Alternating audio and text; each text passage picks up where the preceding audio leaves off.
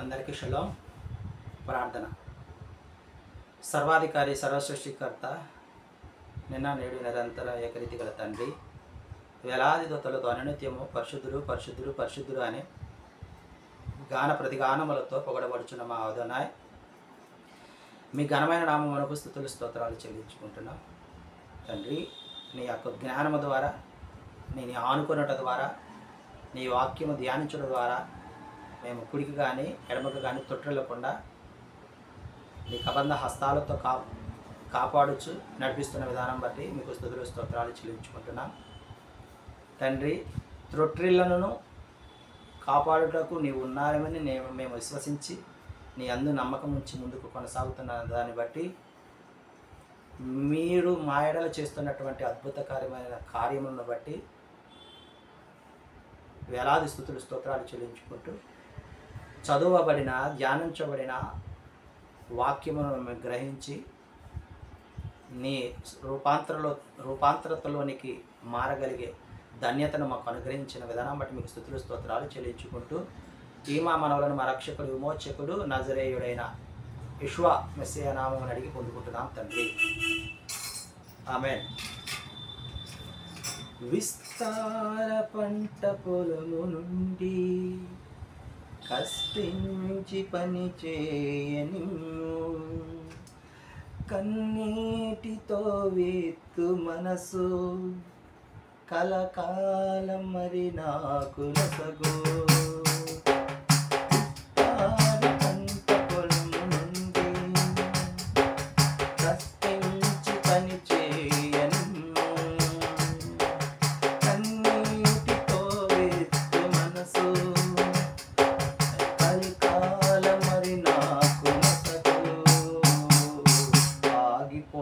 సాగిపో క్షేమకాలమైనా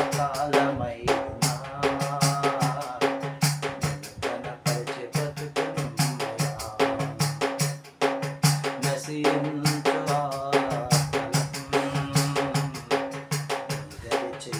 కృపని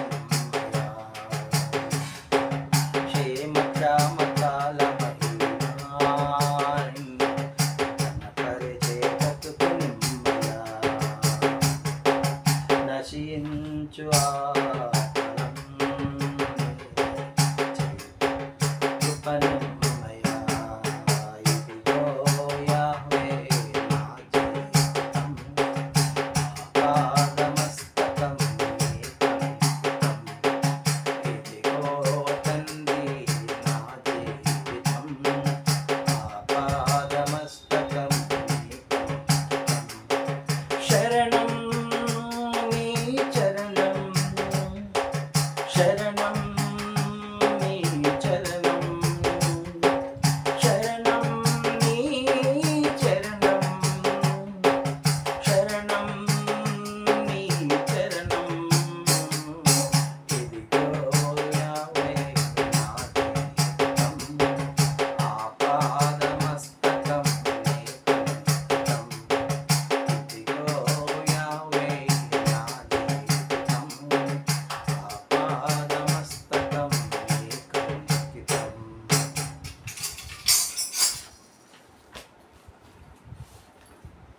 మొదటి రాజుల గ్రంథము 11వ అధ్యాయము 27వ వచనం నుంచి మనం ధ్యానించుకుంటూ ఉన్నాం.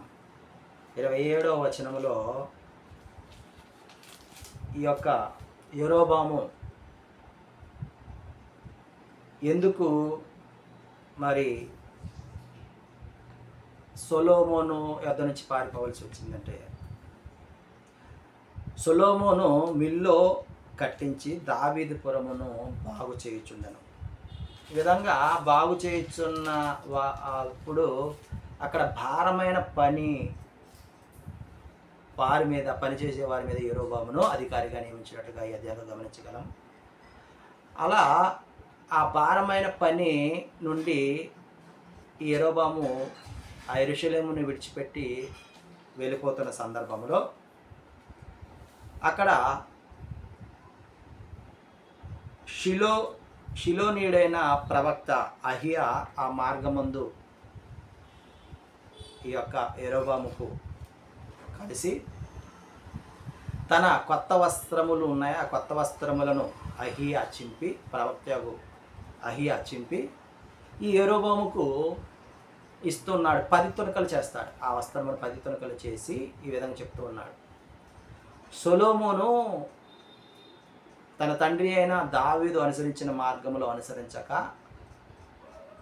అదోనే వారి మార్గములను విడిచి నడుస్తున్నందున అతని రాజ్యము తీసి ఈ 10 వస్త్రములు చింపి అన్నాను కదా, 10 తునకలు లేక 10 గోత్రములకు ఆ యొక్క రాజ్యాన్ని నేను అప్పగిస్తాను అని అదోనే వారు నా ద్వారా పలుకుతున్నాడని యెరోబాముకు సెలవీయగా, అంత మాత్రమే కాదు, నేను నీ యందు నమ్మకం ఉంచాను కాబట్టి నీకు కూడా ఒక రాజ్యాన్ని, మరి ఆ ఇజ్రాయేలు మీద రాజ్యాన్ని నీకు మరి వస్తుంది అని ఈ యెరోబాముకు ఈ మార్గములో వెడలిపోతున్నట్టు యెరూషలేమును విడిచి వెళ్ళిపోతున్నటువంటి ఈ యెరోబాముకు అహియా అనే ప్రవక్త తెలియజేస్తూ ఉన్నాడు. ఆ విధముగా వెళ్ళిన క్రమంలో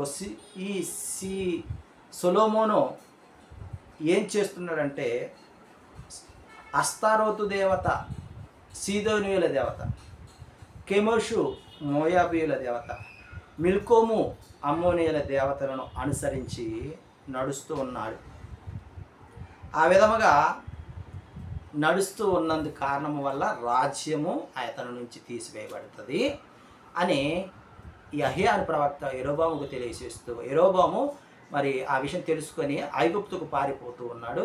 ఆ తర్వాత సొలొమోను అదే విధముగా రాజ్య పరిపాలన చేస్తూ 40 సంవత్సరాలు పాలించిన తర్వాత, మృతి పొందిన తర్వాత ఆ యొక్క రాజ్యాన్ని తన కుమారుడైన